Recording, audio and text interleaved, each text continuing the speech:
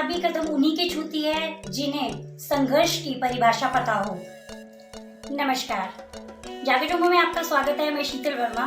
तो दोस्तों, जैसे कि आप जानते हैं कि इस वक्त कोरोना के कहर में बच्चों की पढ़ाई किस तरीके से हुई होगी और किस तरीके से बच्चों ने स्टडीज़ की होगी। तो आज मेरी जागेटोमो की टीम एक दो ऐसी लड़कियों से मिलाने जा रही है जिन्होंने अपने साथ साथ अपने पेरेंट्स का और स्कूल का बहुत अच्छा नाम रोशन किया है।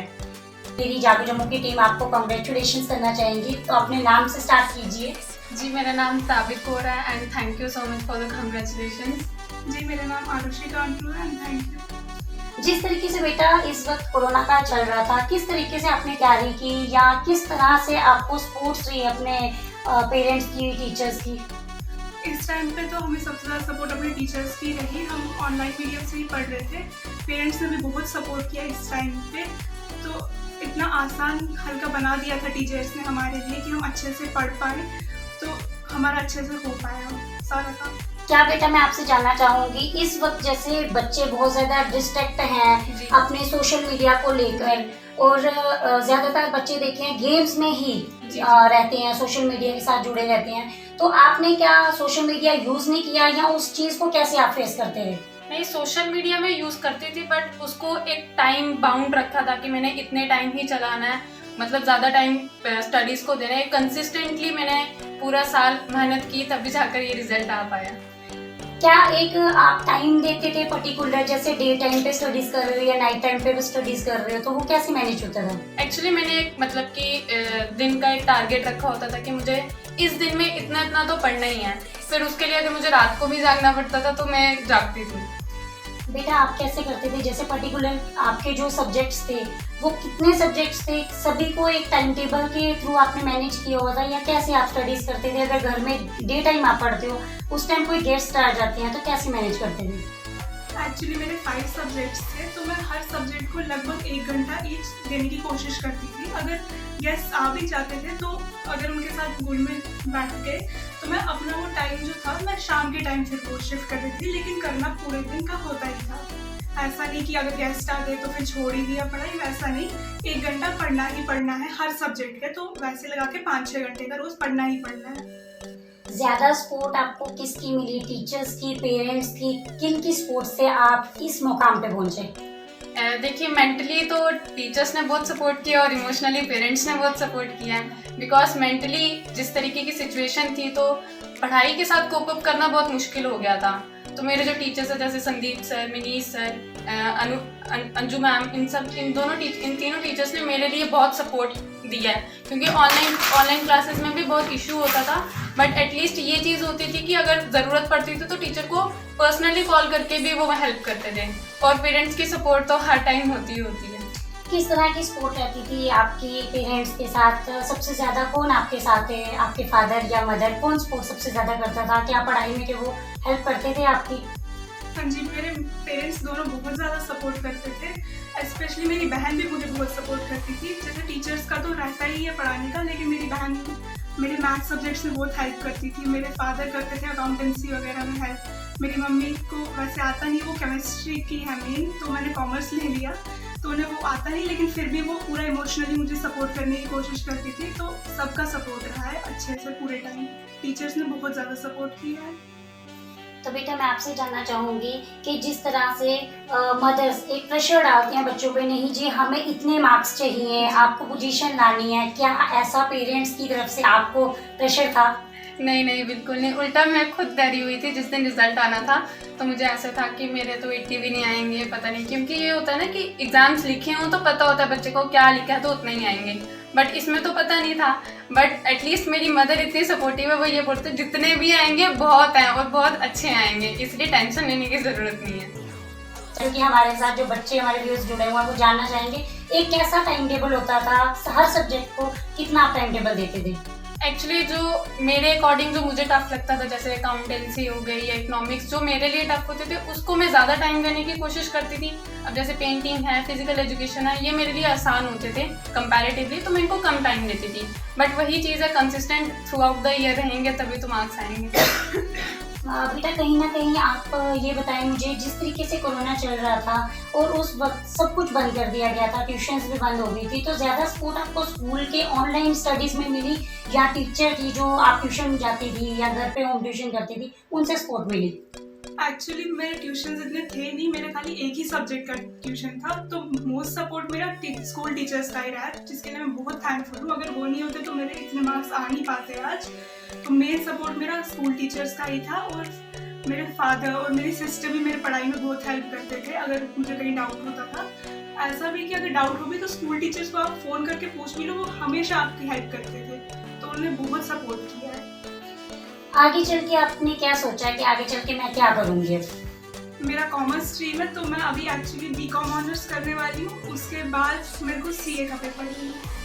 बहुत अच्छी बात है। तो आपसे भी मेरा यही सेम सवाल होगा कि आगे चल के आपने क्या सोचा है कि आगे फील्ड में आप क्या करेंगी? मैं अभी तो सीए की मैं ऑलरेडी तैयारी कर रही हूँ, तो मेरी आगे चार्टर्ड अकाउंटेंट की तैयारी चल रही है और मैंने बीकॉम कर लिया डिस्टेंस से।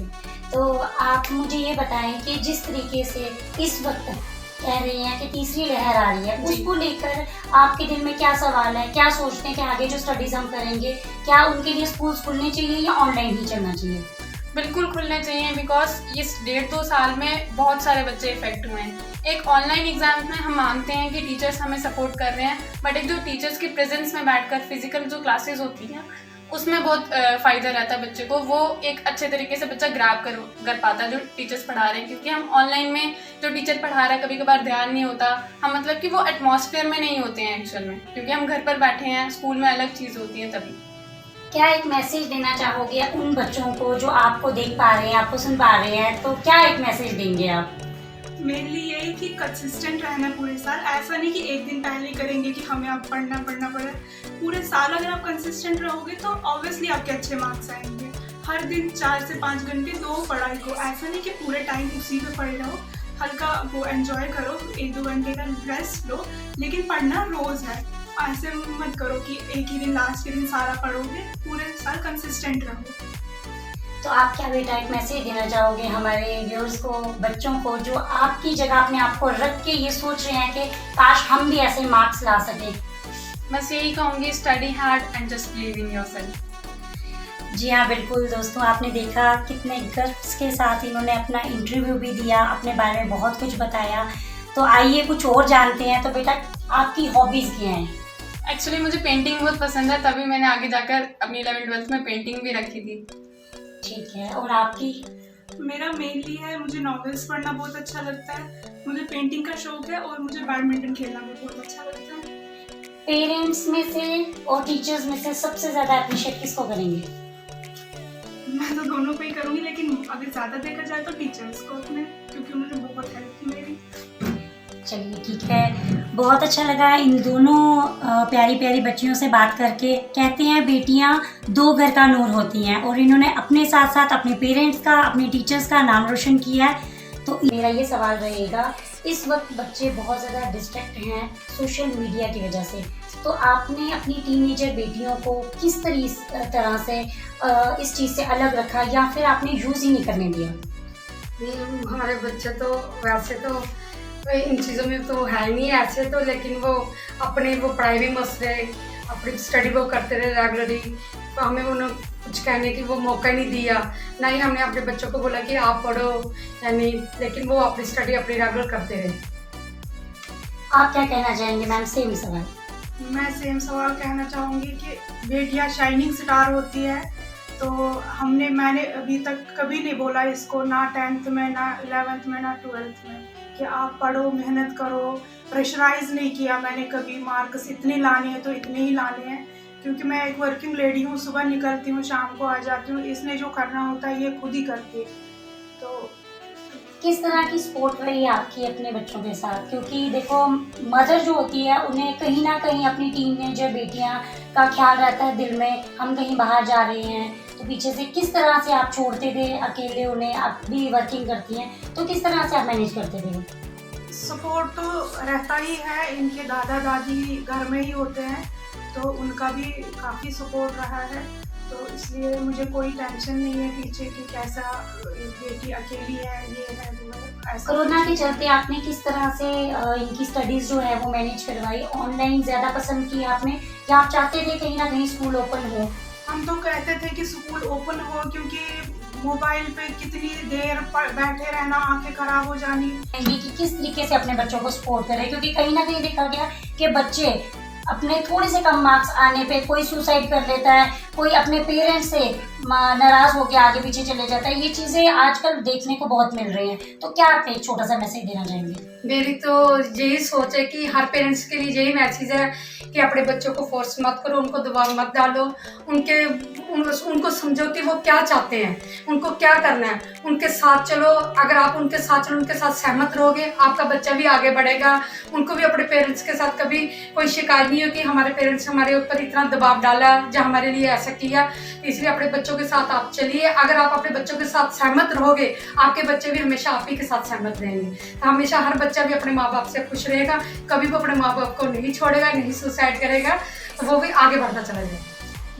क्या सोचते हैं आपके बच्चा अपने हिसाब से चले या आपकी गाइडेंस के हिसाब से? जैसे इन्होंने अभी 12th क्लियर किया है, आगे ग्रेजुएशन ये साथ साथ करेंगी, तो किस लाइन में आप चाहेंगे? खुद भेजना या उनकी अपनी मर्जी के हिसाब से चलने देंगे? मैं इसके हिसाब से चलना चाहती हूँ। जो बच्चों की इच्छा, वो बच्चों की इच्छा को मत दबाओ। जैसा बच्चा चाहता है वैसा करो। अगर आप अपनी इच्छा बच्चों के ऊपर थोपोगे तो बच्चा आगे बढ़ नहीं सकेगा। इसलिए मेरी तो यही ख्वाहिश है कि मेरा बच्चा अपनी इच्छा के अनुसार आगे बढ़े, जैसा वो चाहता है वैसा बने। तो वो जैसा भी चाहता है, कि भगवान से यही प्रेयर करती हूँ कि हमेशा ये सफल रहे। जी हाँ दोस्तों, आपने देखा कि मदर्स की भी कितनी अच्छी सोच है, बच्चों ने भी पूरा सपोर्ट किया। तो आप ये हमारा प्रोग्राम देख के ज़रूरी है खुश हुए होंगे। इसी तरीके से हार्ड वर्क करते रहिए और अपने पेरेंट्स, अपने टीचर्स का, सभी का, स्कूल का नाम रोशन करते रहिए। तो जुड़े रहिए जागो जम्मू के इस खास बातचीत में। नमस्कार।